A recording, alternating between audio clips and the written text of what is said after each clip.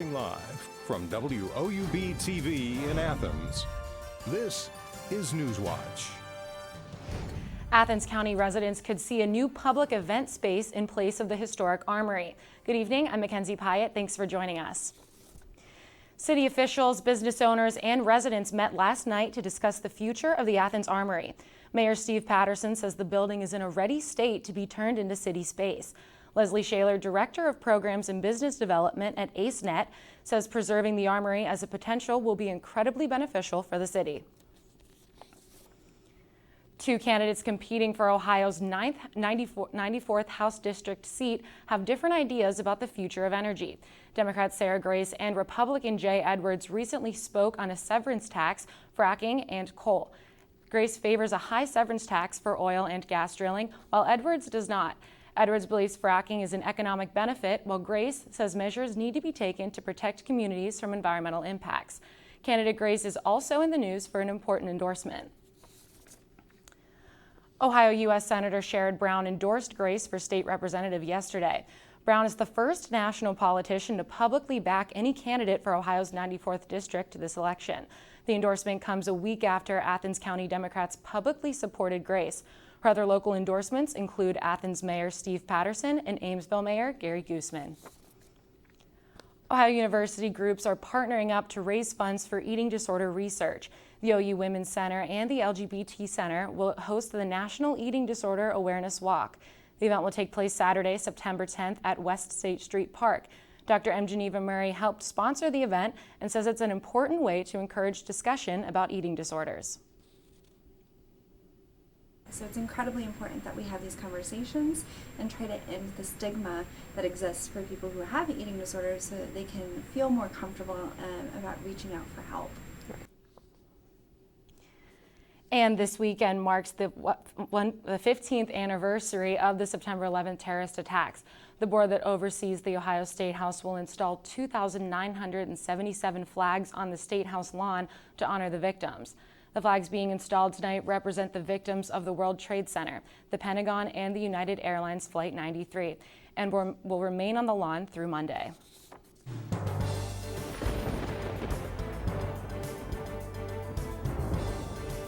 Good evening and welcome to the Newswatch Weather Center. I'm Ananda Harris. Now, we've seen hot temperatures across most of the country this week, and Ohio is no exception. We're finishing off the day here across the region nearing 90 degrees in most cities. Now, as we go overnight, we do have some good news for you. We're going to have a weak cold front push through the region, giving us some relief from those hot temperatures tomorrow.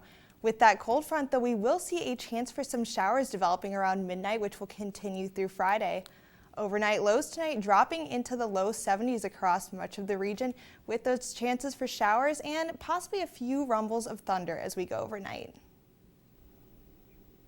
Thanks, Anana. As Election Day nears, the Pickaway County.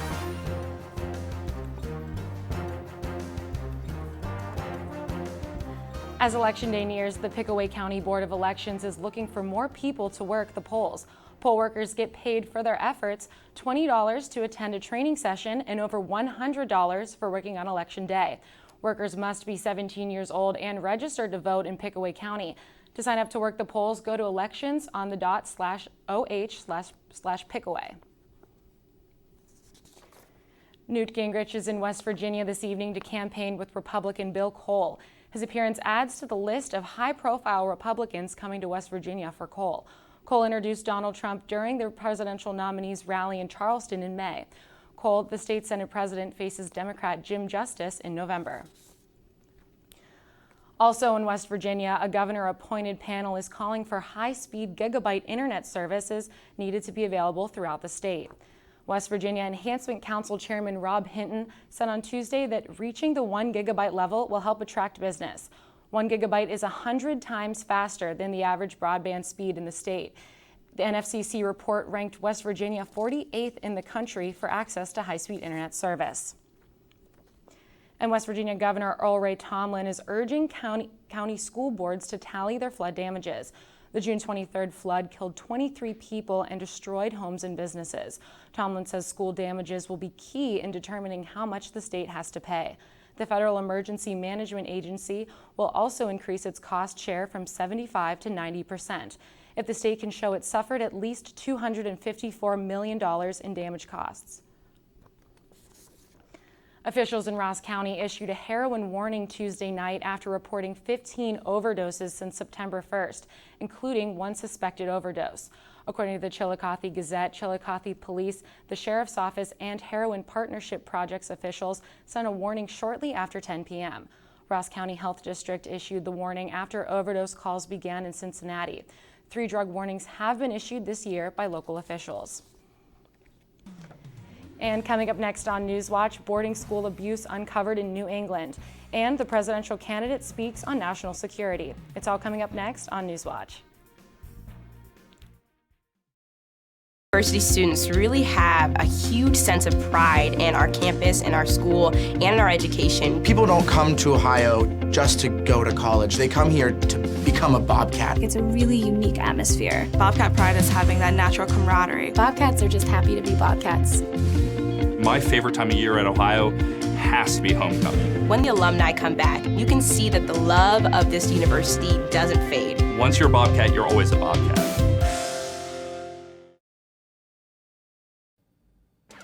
Friday nights are all about high school football, but when the games are over and the helmets come off, it's time for some gridiron glory.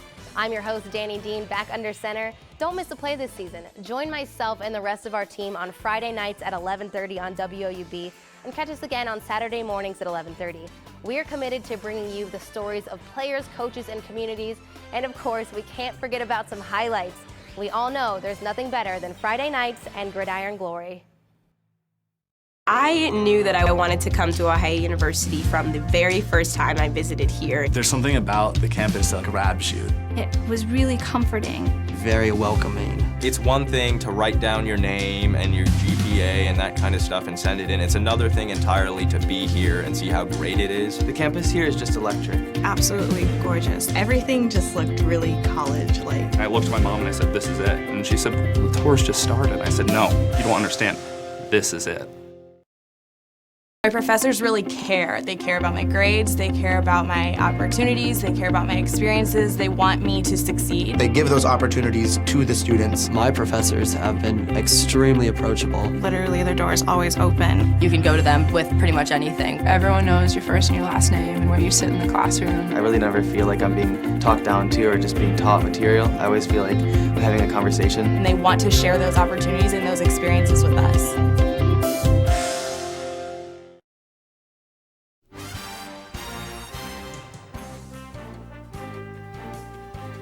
An Atlantic City police officer is in stable condition tonight after being shot while on duty Saturday morning. Josh Lee Vidal was shot while exiting his vehicle at the scene of a robbery. Vidal is a 9-year veteran of the police force. The suspect of the crime was later found dead. 2 other suspects are in jail on a $750,000 bond. Ontario police put down a mother bear after she and her cubs wandered into a nearby restaurant. The police were called to the restaurant on Wednesday after the animals entered a back door and began to knock over products. Employees were able to close the door before the animals could approach customers. Police say the mother bear had to be killed while the cubs were captured by the Ministry of Natural Resources. Officials, the cubs have been relocated to a bear sanctuary. 2 victims of sexual abuse at St. George's boarding school in Rhode Island have filed complaints with the state licensing officials about the school's former psychologist. The victims say they want Peter Kosif's license revoked because he did not do enough to address and prevent abuse during his 35 years at St. George's boarding school. Kosif still practices in offices in 2 other locations. After a Wednesday night forum that focused on national security, Donald Trump and Hillary Clinton continued to make the case Thursday about why they should be in the next commander-in-chief.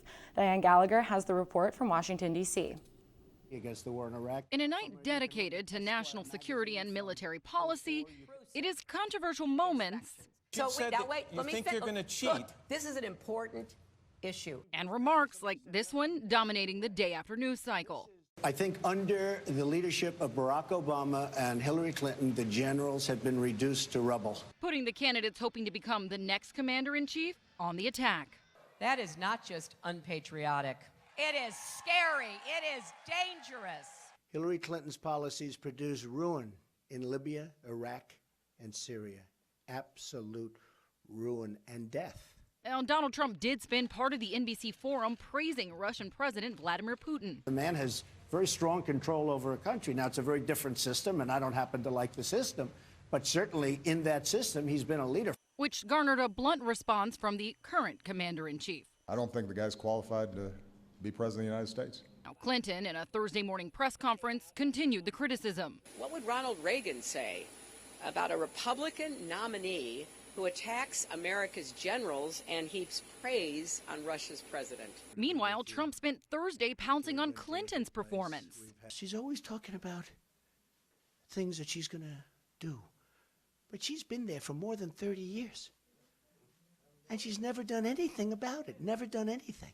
The candidates will be able to confront each other face-to-face in less than 3 weeks at the first presidential debate. In Washington, I'm Diane Gallagher.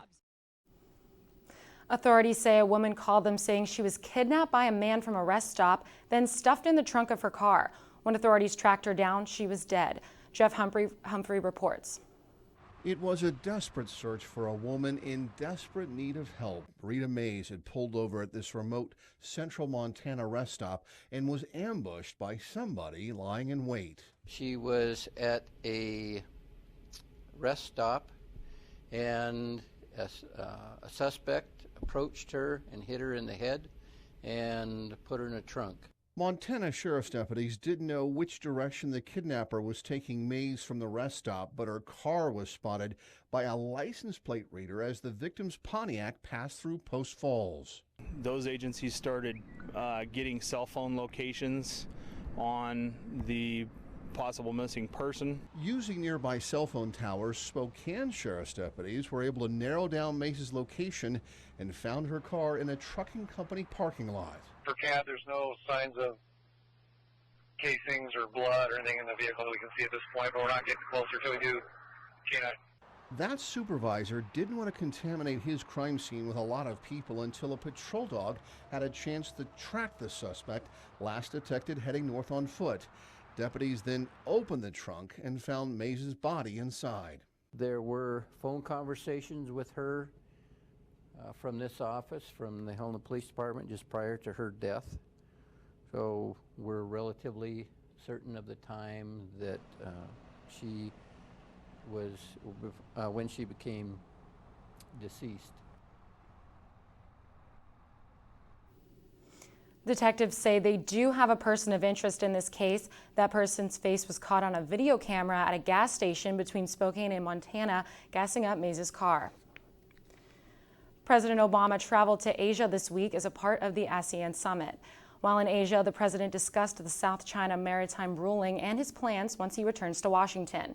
He mentioned that a primary goal of his before leaving office is to encourage Congress to approach the Trans-Pacific Partnership.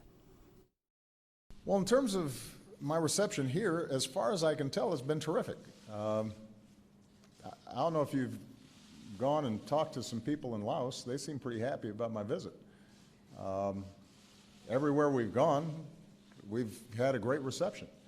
Just as earlier when we went to Vietnam, we got a great reception. You'll recall there were millions of people lining the streets. So if this theory about my reception and my rebalance policy is based on me going down the short stairs in China, yes, I think that is overblown.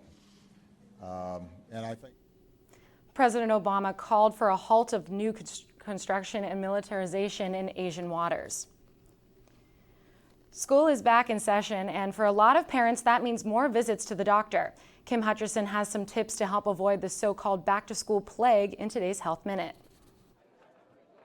Schools are breeding grounds for germs. Elementary-age children contract a cold or the flu an average of 8 to 12 times per school year, according to the Centers for Disease Control and Prevention. Some of the worst hot zones for germs are water fountains. They're germier than toilet seats and don't get disinfected as often. Cafeteria trays also breed germs. They're not always wiped between meals, and food often comes into direct contact. Anything shared among students, desks, art supplies, sports equipment, spreads germs. But there are a few things parents can do to stave off disease. Make sure children get enough rest. Sleep deprivation lowers the immune system's ability to fight off infection. A good diet and exercise also help ward off disease. Hand washing using soap and water is the most effective way to eliminate germs. I'm Kim Hutcherson for today's Health Minute. Thanks, Kim. On Wall Street today, stocks ended low. Here's a look at stocks of local interest.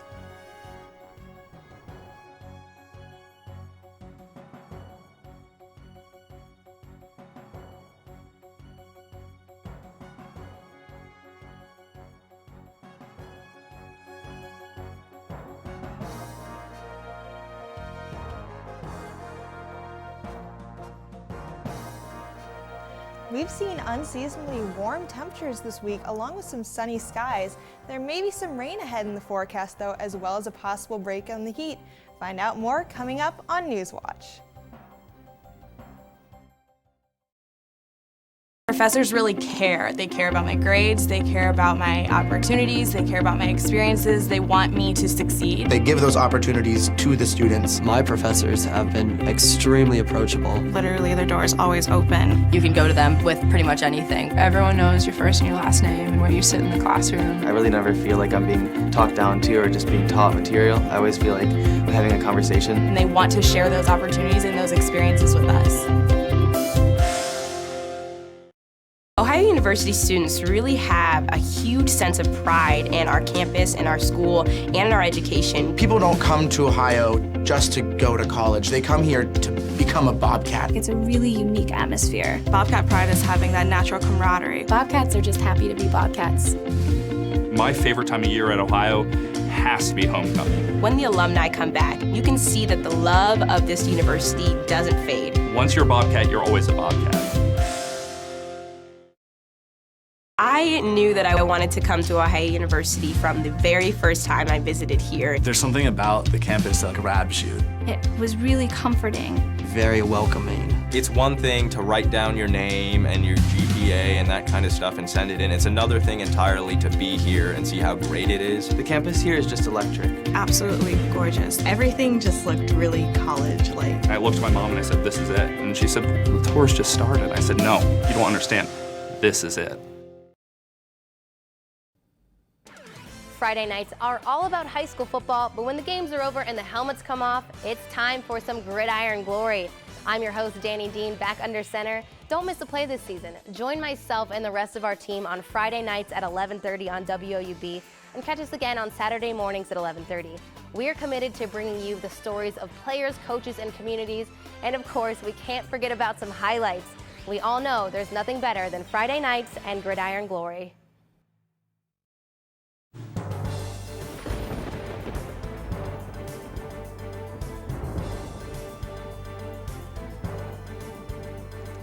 Welcome back to the Newswatch Weather Center. I'm Ananda Harris. We're finishing off the day here with temperatures still around 90 across the region.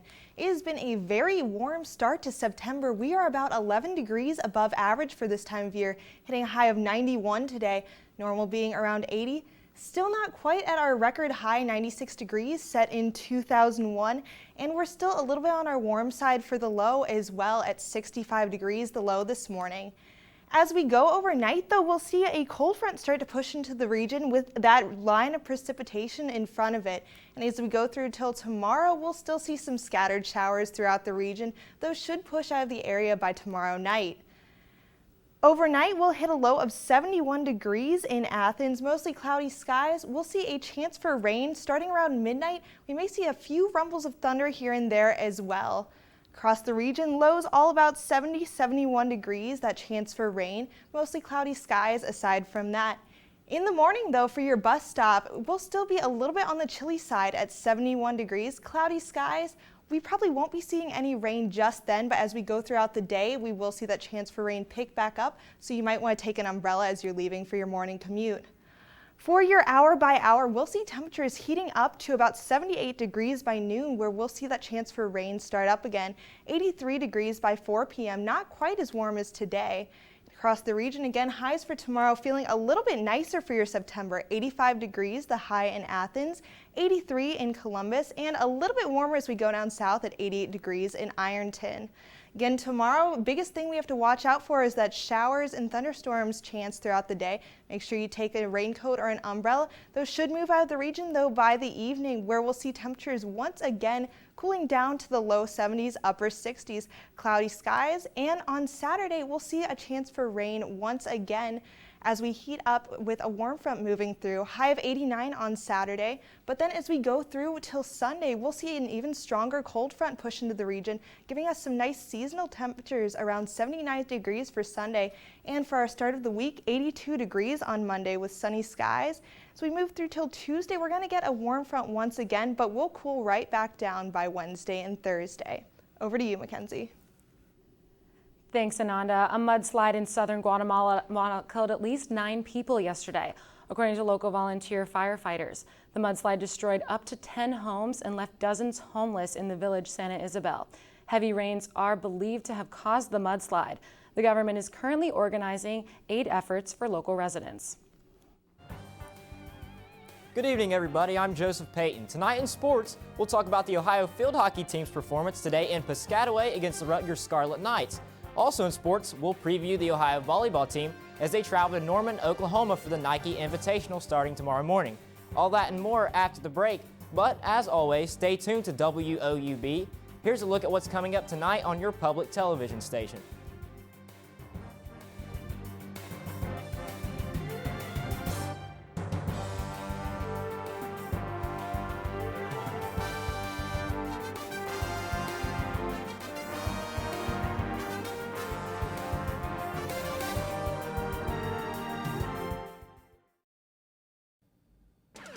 Friday nights are all about high school football, but when the games are over and the helmets come off, it's time for some gridiron glory. I'm your host, Danny Dean, back under center. Don't miss a play this season. Join myself and the rest of our team on Friday nights at 11:30 on WOUB and catch us again on Saturday mornings at 11:30. We are committed to bringing you the stories of players, coaches, and communities, and of course, we can't forget about some highlights. We all know there's nothing better than Friday nights and gridiron glory. Ohio University students really have a huge sense of pride in our campus, in our school, and in our education. People don't come to Ohio just to go to college. They come here to become a Bobcat. It's a really unique atmosphere. Bobcat pride is having that natural camaraderie. Bobcats are just happy to be Bobcats. My favorite time of year at Ohio has to be homecoming. When the alumni come back, you can see that the love of this university doesn't fade. Once you're a Bobcat, you're always a Bobcat. My professors really care. They care about my grades, they care about my opportunities, they care about my experiences, they want me to succeed. They give those opportunities to the students. My professors have been extremely approachable. Literally, their door is always open. You can go to them with pretty much anything. Everyone knows your first and your last name and where you sit in the classroom. I really never feel like I'm being talked down to or just being taught material. I always feel like I'm having a conversation. And they want to share those opportunities and those experiences with us. I knew that I wanted to come to Ohio University from the very first time I visited here. There's something about the campus that grabs you. It was really comforting. Very welcoming. It's one thing to write down your name and your GPA and that kind of stuff and send it in. It's another thing entirely to be here and see how great it is. The campus here is just electric. Absolutely gorgeous. Everything just looked really college-like. I looked at my mom and I said, "This is it." And she said, "The tour's just started." I said, "No, you don't understand. This is it."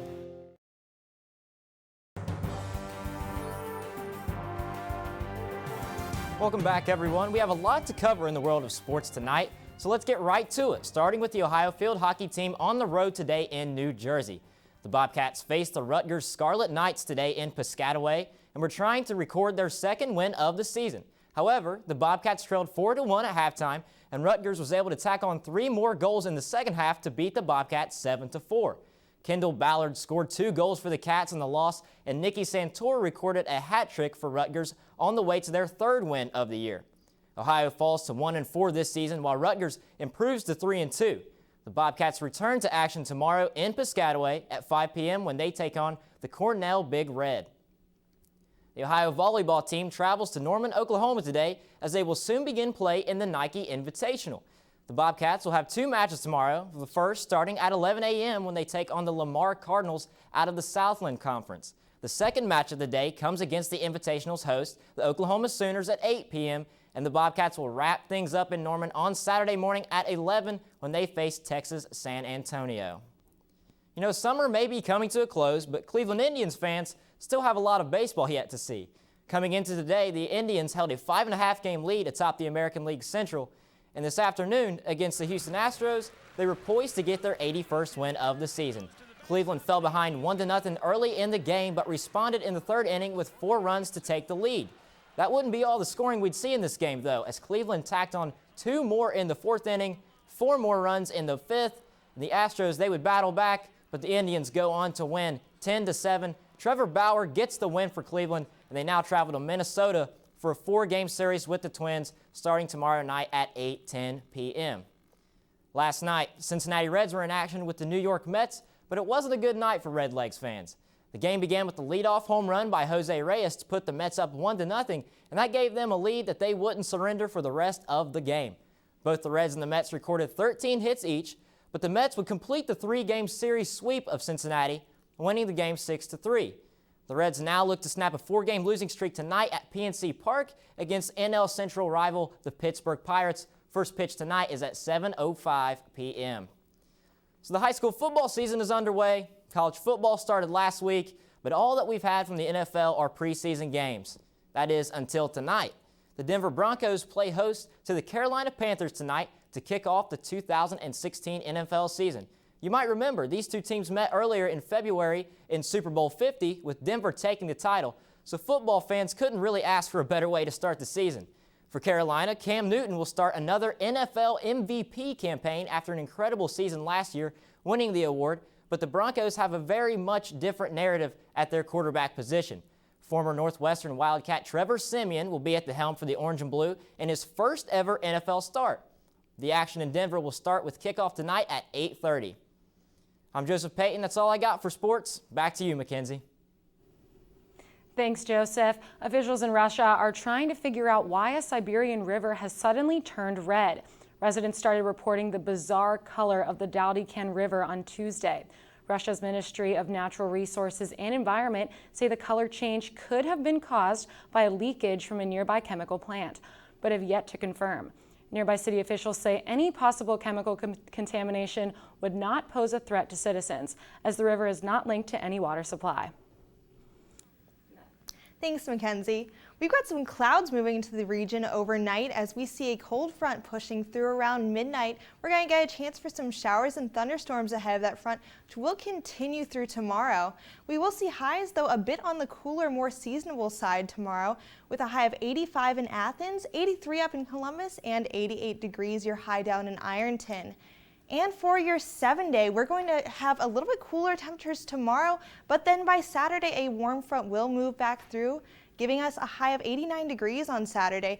But overnight on Saturday, we will see a cold front push into the region, and temperatures will cool down once again for the beginning of the week with sunny skies. A beautiful start to next week. We'll heat up just a little bit midweek, but then we'll cool back down for the end. Over to you, Mackenzie. Thanks, Ananda. And that does it for our broadcast this evening. Thanks for watching. I'm Mackenzie Pyatt. Stay tuned for the PBS NewsHour coming up next. And remember, you can find the latest news anytime at WOUB.org. Have a great night.